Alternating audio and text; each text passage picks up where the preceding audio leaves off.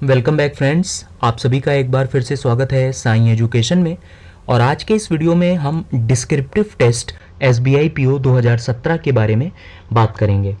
जब हमने डिस्क्रिप्टिव के ऊपर कि डिस्क्रिप्टिव टेस्ट को एसबीआई पीओ 2017 की जो लोग प्रिपरेशन कर रहे हैं वो डिस्क्रिप्टिव की कैसे प्रिपरेशन करें और कौन कौन से मोस्ट इंपॉर्टेंट टॉपिक्स हैं एसे और लेटर राइटिंग के, उसके ऊपर हमने एक वीडियो बनाया है इसी चैनल पर। आपको उसका लिंक डिस्क्रिप्शन बॉक्स में मिल जाएगा, आप उस वीडियो को ज़रूर देख लीजिए अगर आप एक सीरियस एस्पायरेंट हैं एसबीआई पीओ 2017 के लिए। अगर अभी तक आपने इस चैनल साईं एजुकेशन को सब्सक्राइब नहीं किया है तो रेगुलर अपडेट के लिए इस चैनल को ज़रूर सब्सक्राइब कर लें। For SBI PO 2017, we will discuss some sample essays on most important topics.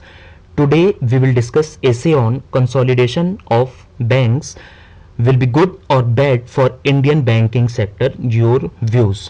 देखिए दोस्तों, हमने जो डिस्क्रिप्टिव टेस्ट के अप्रोच और टिप्स के ऊपर जो आपसे वीडियो शेयर किया था कुछ टाइम पहले, उस वीडियो में हमने आपसे इंपॉर्टेंट टॉपिक्स भी शेयर किए थे एसबीआई पीओ 2017 के लिए। 5 टॉपिक हमने शेयर किए थे ऐसे के, और उन पांचों पर हमने प्रॉमिस किया था कि हम आपको वीडियो प्रोवाइड करेंगे, ऐसे प्रोवाइड करेंगे। तो आज उसी सीरीज में अपने उस प्रॉमिस को पूरा करते हुए हम आज पहला ऐसे आप तक लेकर के आ रहे हैं मर्जर ऑफ बैंक्स के ऊपर। जैसा कि अभी आपको रिसेंटली पता होगा कि एसबीआई और एसबीआई के एसोसिएट बैंकों का मर्जर होने वाला है, सबको मर्ज किया जा रहा है और भारतीय महिला बैंक को। तो ये एक रिसेंट ट्रेंडिंग टॉपिक है, इसके ऊपर ऐसे पूछा जा सकता है एसबीआई पीओ 2017 के एग्जाम में। तो हम आज पहला ऐसे डिस्कस कर रहे हैं consolidation of banks will be good और bad for Indian banking sector. आपके इसमें क्या व्यूज हैं?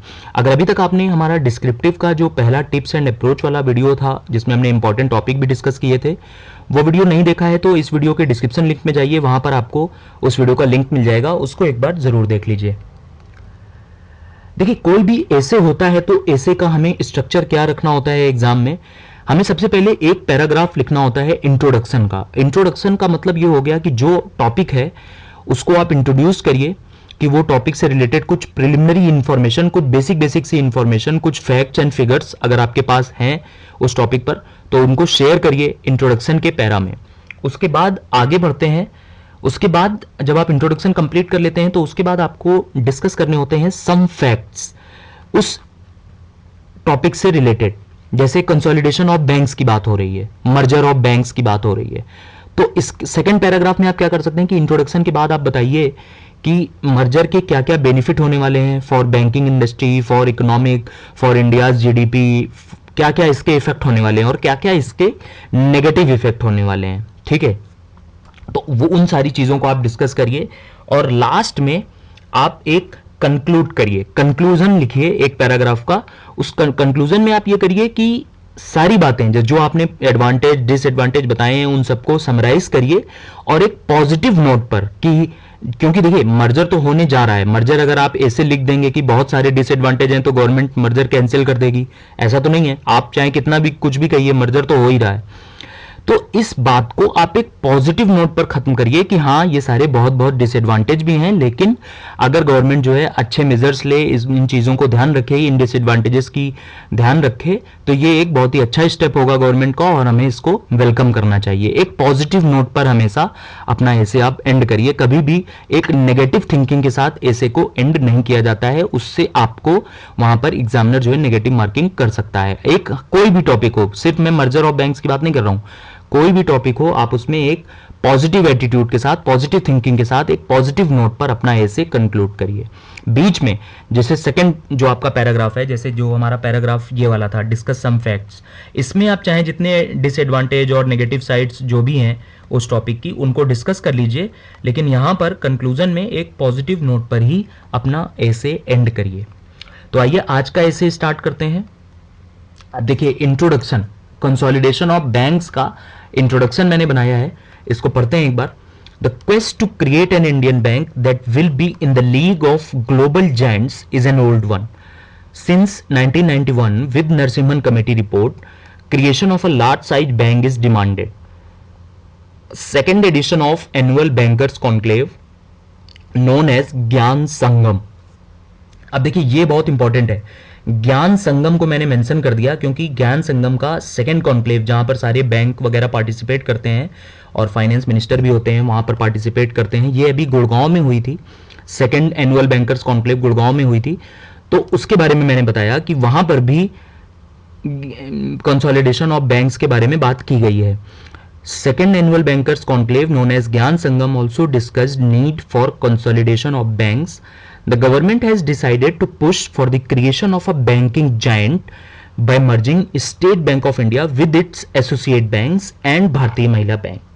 Particularly this time, the trigger for consolidation is high NPA. अब देखिए यहाँ से मैंने हल्का सा नेगेटिव पॉइंट डाला कि क्यों हो रहा है ये, जो गवर्नमेंट मर्जर कर रही है वो क्यों कर रही है। वो बेसिकली कर रही है एसबीआई और एसबीआई के एसोसिएट बैंक्स और भारतीय महिला बैंक, जो हाई एनपीए की प्रॉब्लम है उसको लिए, which are eroding not the net worth but the profitability of public sector banks and the government is under huge pressure to capitalize them. अब देखिए ये हमारा एक परफेक्ट इंट्रोडक्शन हो गया शॉर्ट, और इसमें हमने सारे फैक्ट्स को भी समराइज कर दिया। इसमें हमने बात कर ली है नरसिम्हन कमेटी के रिपोर्ट के बारे में और ज्ञान संगम के बारे में, दो फैक्ट डाल दिए। देखिए कभी भी जब भी आप ऐसे लिखिए तो हवा हवाई बातें मत करिए, वहां पर फैक्ट्स को आप मेंशन करिए। जैसे कि ज्ञान, मैंने लिखा है कि ज्ञान संगम जो second annual bankers conclave Gurgaon में हुई, वहां पर भी डिस्कस किया गया कि कंसोलिडेशन ऑफ बैंक्स बहुत जरूरी रहने वाला है। तो आप फैक्ट्स और फिगर्स को जरूर डिस्कस करते जाइए। तो ये हो गया हमारा इंट्रोडक्शन। इसके बाद देखते हैं कि आगे। अब देखिए सेकंड पैराग्राफ में जब आप जाएंगे, जहां पर आपको एडवांटेज और डिसएडवांटेज आप डिस्कस करिए, तो सबसे पहले देखिए एडवांटेज क्या क्या हो सकते हैं कंसोलिडेशन के। पहला, a bigger bank will have global presence among top 50 banks of the world, bringing confidence, investment and greater lending. जो हमारा स्टेट बैंक ऑफ इंडिया बनेगा आफ्टर मर्जिंग, वो एक बैंकिंग जायंट होगा और जो वर्ल्ड के टॉप 50 बैंक्स में होगा। तो ये बहुत ही प्राइड की भी बात है, और इससे क्या होगा कि एक हमारे पास बहुत अच्छा बैंक, बहुत बड़ा बैंक तैयार हो जाएगा। तो पहला बेनिफिट, पहला एडवांटेज तो ये है। दूसरा क्या है, the consolidated bank can become one of the anchor banks to finance large infrastructure projects like dedicated freight corridor, solar energy, Sagarmala. अब देखिए यहां पर मैंने फैक्ट की बात कर दी है। फैक्ट क्या क्या है कि अगर हमारे पास इतना बड़ा एक बैंक होगा तो वो, क्योंकि आगे India is a developing country, यहां पर आगे बहुत से डेवलपमेंट प्रोजेक्ट्स स्टार्ट होंगे, जैसे dedicated freight corridor, bullet train का प्रोजेक्ट है, सोलर एनर्जी है, सागरमाला है। तो इन प्रोजेक्ट्स को फाइनेंस करने के लिए पैसा कहां से आएगा, बैंक ही तो फाइनेंस करेंगे ना। तो इतने बड़े बड़े प्रोजेक्ट्स को फाइनेंस करने के लिए हमारे पास एक बहुत बड़ा और अच्छी सेहत का, अच्छी हेल्थ का बैंक होगा। तीसरा क्या बेनिफिट है, the consolidated entity can serve the end user यानी कि customer in a better way through providing single window service by offering a variety of services like conventional banking, merchant banking, mutual funds, insurance. ये general बात है। Fourth क्या है advantage, more staff strength, greater geographical reach, more financial resources would inevitably increase the bargaining power of the new bank. ठीक है, देखिए ये सारे फायदे हैं, जो भी सारे एडवांटेज हैं मैंने फोर्थ पॉइंट में डाल दिए हैं कि स्टाफ स्ट्रेंथ ज़्यादा हो जाएगी, चारों बैंकों का स्टाफ एक बैंक में मर्ज हो जाएगा, जियोग्राफिकल रीच बढ़ जाएगी, जहाँ पर अभी एसबीआई की ब्रांचेस नहीं भी थी बहुत सारे रूरल एरियाज़ में, वहाँ पर उसके जो एसोसिएट बैंकों की ब्रांचें हैं तो वो हो जाएंगी, फाइनेंशियल रिसोर्सेज बढ़ जाएंगे, जो उनका पैसा अलग अलग था अब वो सब मिल के एक हो जाएगा, तो उससे भी बहुत जो है स्ट्रेंथ हमारी इंक्रीज हो जाएगी। अब देखिए ये तो सब हो गए एडवांटेज। जरूरी नहीं है कि आप एग्जाम में इसी तरह से पॉइंट वाइज डिस्कस करें, मैंने पॉइंट वाइज कर दिया है, आप चाहें तो पैराग्राफ में कर सकते हैं। ठीक है, अब इसके जो कुछ नेगेटिव पॉइंट डिस्कस कर लेते हैं, तो उनको मैंने डायरेक्टली नेगेटिव नहीं लिखा है कि डिसएडवांटेज क्या होंगे, मैंने लिखा है चैलेंजेस एंड रिस्क, कि क्या क्या हमारे सामने चैलेंज है मर्जिंग के और क्या क्या रिस्क हैं और किस तरीके से गवर्नमेंट को इसको हैंडल करना चाहिए। बहुत ज़्यादा जब भी आप ऐसे लिखिए तो बहुत ज़्यादा आपकी टोन जो है वो नेगेटिव नहीं होनी चाहिए, नेगेटिव वर्ड्स बहुत ज़्यादा नहीं होने चाहिए। इसीलिए देखिए मैंने यहाँ पर डिसएडवांटेज ना लिख करके चैलेंजेस एंड रिस्क लिखा है, ताकि बहुत ज़्यादा नेगेटिव फीलिंग ना आए इस जो एग्जामिनर इस पढ़ेगा इस ऐसे को। पहला क्या है कि at present these banks have huge NPAs, thus merger should be planned after sufficient capital is injected. देखिए मैंने जो पहला चैलेंज डिस्कस किया है उसको मैंने नेगेटिव वे में ना प्रेजेंट करते हुए एक पॉजिटिव वे में प्रेजेंट किया है कि एनपीए बहुत ज़्यादा हैं, तो गवर्नमेंट को पहले इसके बारे में सोचना चाहिए कि इनसे हमें कैसे फाइट करनी है। सेकेंड, बैंकिंग कंपटीशन में बी अफेक्टेड, क्यों? As SBI is likely to be 5 times larger than its nearest competitor. तो एक तरीके से SBI की मोनोपोली हो जाएगी, SBI बादशाह हो जाएगा हमारी बैंकिंग इंडस्ट्री का, क्योंकि SBI का जो नियरेस्ट कंपटीटर होगा वो भी उससे 5 टाइम्स छोटा होगा। तो ये बहुत बड़ी बात है। इसके बाद में है third point, Reserve Bank of India has declared State Bank of India as domestic systematically important bank, यानी कि DSIB, and its failure can shock other parts of the Indian financial system.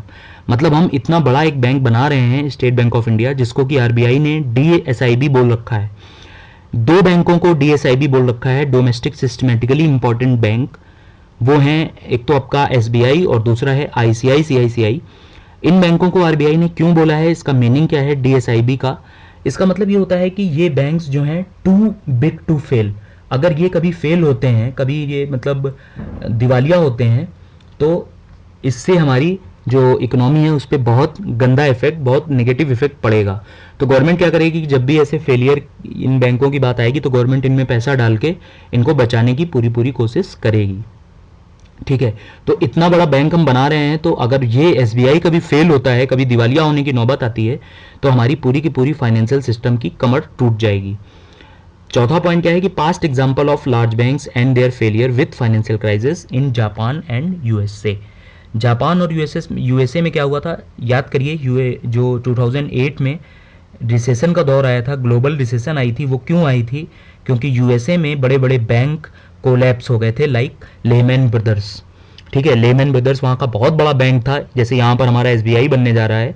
और वो लेमैन ब्रदर्स 2008 में collapse हुआ क्योंकि उसके NPA बहुत बढ़ गया, लोन उन्होंने जो दिए वो वापस नहीं आए। और वो बैंक कोलैप्स होने के बाद, उस बैंक के दिवालिया होने के बाद US में मंदी आ गई, रिसेशन आ गई, पूरी वहाँ की इकोनॉमी संकट में आ गई, और उससे फिर पूरी दुनिया इफेक्ट हुई और सब देशों में मंदी हो गई। Indian has poor financial inclusion, thus needs variety of banks with differentiated services। तो हमारे पास जो फाइनेंशियल इंक्लूजन है अभी हमारी कंट्री में वो पुअर लेवल का है, तो हमें कई बैंक्स चाहिए, सिर्फ एक बैंक नहीं, जिनके पास वैरायटी, कई तरीके की बैंकिंग सर्विसेज हों। तो ये तो हो गए हमारे चैलेंजेस एंड रिस्क। अब बात करते हैं कंक्लूजन की। कंक्लूजन में देखिए मैंने कैसे किया होगा, क्या लिखा है। Bank consolidation assumes significance from the point of view of making Indian banking strong and sound apart from its growth and development to become sustainable. A strong banking system is critical for sound economic growth of Indian, and it's natural to improve the comprehensiveness and quality of the banking system to bring efficiency in the performance of the economy. ठीक है, अब देखिए last point जो मैंने लिखा है, ये देखिए, consolidation of banks is a right move but needs proper planning, strict measures and compliance with guided norms to avoid future risk. देखिए कितनी पॉजिटिव वे में मैंने अपनी बात कह दी कि consolidation of banks is a right move. ठीक है, ये बिल्कुल सही है जो आप कर रहे हैं, आप करिए, लेकिन बट, अब देखिए बट में क्या मैंने डाला है, needs proper planning, strict measures and compliance with guided norms to avoid future risk। ठीक है, तो ये था हमारा मर्जर ऑफ बैंक्स के ऊपर वीडियो। ऐसे ही हम 4 वीडियो और आप तक लेकर के आएंगे SBI PO 2017 के लिए, जो कि बहुत ही इंपॉर्टेंट ऐसे हैं, जो कि बहुत ही इंपॉर्टेंट पॉइंट टॉपिक्स हैं ऐसे के लिए, वो ऐसे हम आपसे डिस्कस कर देंगे। अगर कोई ऐसा टॉपिक है आपके पास जो आपको लग रहा है कि बहुत इंपॉर्टेंट है और उस पर भी ऐसे हमें डिस्कस करना चाहिए, तो कमेंट सेक्शन में वो टॉपिक हमें आप बताइए। अगर आपको ये वीडियो पसंद आया है तो इस वीडियो को लाइक और शेयर करके हमें अपना सपोर्ट ज़रूर दें।